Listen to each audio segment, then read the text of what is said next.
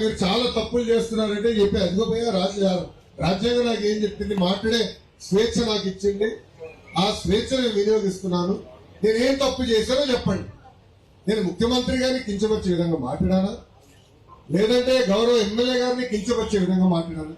వాస్తవాలు చెప్పాను, కాదని వాళ్ళు చెప్పమన్నాడు. అంతేగాని మామూలు దాడి చేస్తే ఎలా అన్నాడు. రాత్రి కార్యకర్తలు తీసుకెళ్లి జైలుకి పంపించారు, రాజమండ్రి జైలు. కరెక్ట్ గా 2 రోజుల తర్వాత చంద్రబాబు నాయుడు గారి పై దొంగ కేసు పెట్టి 52 రోజులు రాజమండ్రి జైలు పంపించారు. ఇంకా మీరు చూశారు ప్రజలు ఎట్లా స్పందించారు. పవన్ అన్న నాడు వచ్చి లేదు కలిసికట్టుగా పోరాడదాం, ఈ సైకోని ఇంటికి తరిమి కొడదాం అని చెప్పారు. ప్రజలే అది చేసి చూపించారు. ఇక్కడున్న కార్యకర్తలందరినీ విజ్ఞప్తి చేస్తున్నారు. మొన్న ఎన్నికలు కేవలం సంక్షేమ అభివృద్ధి గురించే కాదు, అహంకారం వ్యతిరేకంగా తీర్పు వచ్చింది.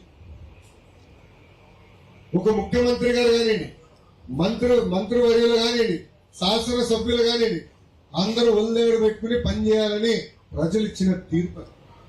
151 స్థానాలు గెలిచిన ఒక పార్టీకి 11 స్థానాలకే పరిమితం చేశారంటే ప్రజలు మనం ఎంత జాగ్రత్తగా ఉండాలో దయచేసి ఇక్కడున్న 3 పార్టీ కార్యకర్తలు ఆలోచించుకుంటున్నారు.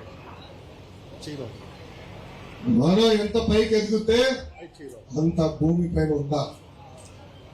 ప్రజల దగ్గరికి వెళ్ళాలా, వాళ్ళ సమస్యలు తెలుసుకోవాలా, పరిష్కరించాలి. వాస్తవంగా ఆర్థిక పరిస్థితి ఇంత దారుణంగా ఉందని మేము ఎవడో అనుకోలే. కార్లో కూడా నిమ్మల రామానాయుడు గారు మేము మాట్లాడుకుంటా ఉన్నాం ఫైనాన్స్ గురించి. ఇంత గంభీరంగా ఉంటుందని ఇప్పుడు నాకు ఊహించామా అని అనుకున్నాం. ఈరోజు ప్రతి నెల 4,000 కోట్ల రూపాయల డెఫిసిట్ లో నడుస్తున్నాం. అయినా కూడా భారతదేశంలో ఏ ప్రభుత్వం ఇవ్వని విధంగా ఆంధ్ర రాష్ట్రంలో ఉన్న ఎన్డీఏ ప్రభుత్వం పెన్షన్ ఇస్తుందండి. 4,000 రూపాయలు ఏ రాష్ట్రంలో ఇవ్వట్లా. వికలాంగులకు 6,000 రూపాయలు ఏ రాష్ట్రం ఇవ్వట్లా. మనం కలిసి కట్టిస్తున్నాం. మూసేసిన అన్న క్యాంటీన్ తెలిసి ప్రారంభించింది మన ప్రభుత్వం. ఉచితంగా మనం 3 గ్యాస్ సిలిండర్లు ఇస్తానని హామీ ఇచ్చాం, అది కూడా అమలు చేసింది మన ప్రభుత్వం. ఇది మనం బలంగా చెప్పుకోవాల్సిన అవసరం ఉంది. చేసిన పనులు మనందరం కలిసికట్టుగా ముందరికెళ్ళి చెప్పుకోవాల్సిన అవసరం మనందరి పైన ఉంది. ఇంతేకాదు, సైకోకి వేరే పనులు ఉండదు, మన మధ్య చుచ్చు పెట్టిదానికి ఇదే పని.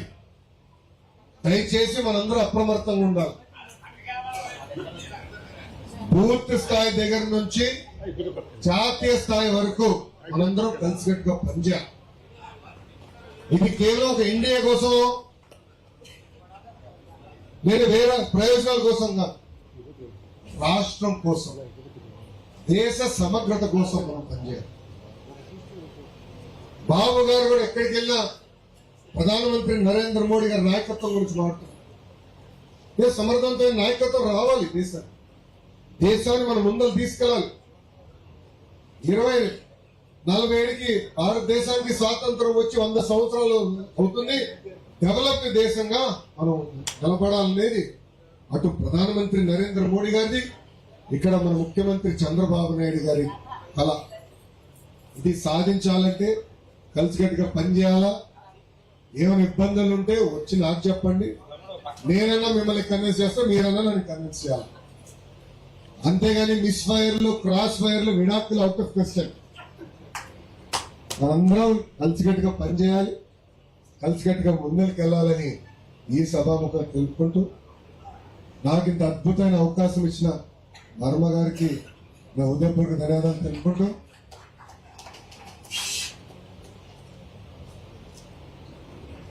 నాకు ఇంత అద్భుతమైన అవకాశం ఇచ్చిన వర్మ గారికి నా హృదయపూర్వక ధన్యవాదాలు తెలుపుకుంటూ నేను మీ అందరి దగ్గర నుంచి సెలవు తీసుకుంటాను. అందరికీ నమస్కారం. జై హింద్.